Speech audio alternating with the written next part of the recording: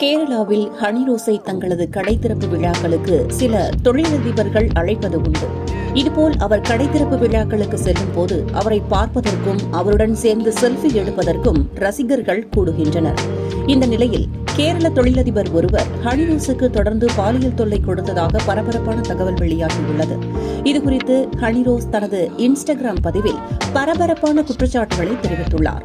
அதில் அவர் கூறியிருப்பதாவது: கேரளாவைச் சேர்ந்த முக்கிய பணக்கார பிரமுகர் ஒருவர் என்னை பின்தொடர்ந்து வந்து பாலியல் தொல்லை கொடுக்கிறார். என் உடலமைப்பு குறித்து குறிப்பிட்டு மிகவும் அசிங்கமான வார்த்தைகள் பேசுகிறார். எனக்கு ஒரு திறப்பு விழாவில் ஏற்பட்ட தனிப்பட்ட அனுபவம் காரணமாக இனிமேல் தனியார் நிகழ்ச்சிகளில் பங்கேற்பதில்லை என்று முடிவெடுத்துள்ளேன் என்று பதிவிட்டுள்ளார்.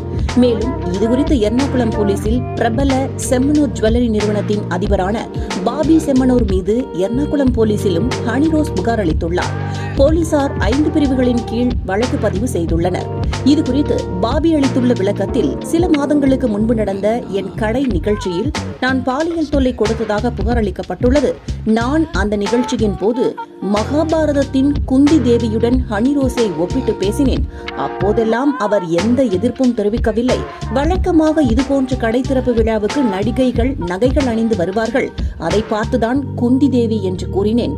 இது ஒன்றும் தவறாக எனக்கு தெரியவில்லை.